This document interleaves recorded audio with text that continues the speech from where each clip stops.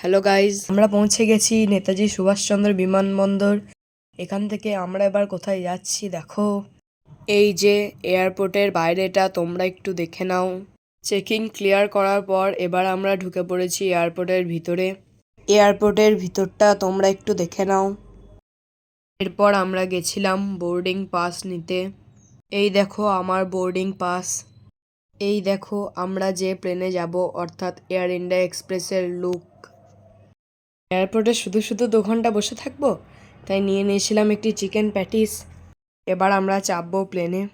আমার খুশি দেখে নিশ্চয়ই তোমরা বুঝতে পারছো যে এটা আমার ফার্স্ট ফ্লাইট। সো এরপরে ফ্লাইটে কি হলো দেখার জন্য পরে পার্টগুলি ফলো করো। এখনো পর্যন্ত কি হয়েছে যারা জানো না, তারা আমার চ্যানেলের আগের 2টি ব্লগের পার্ট চেক আউট করো। আজকের জন্য এটুকুই, বাই।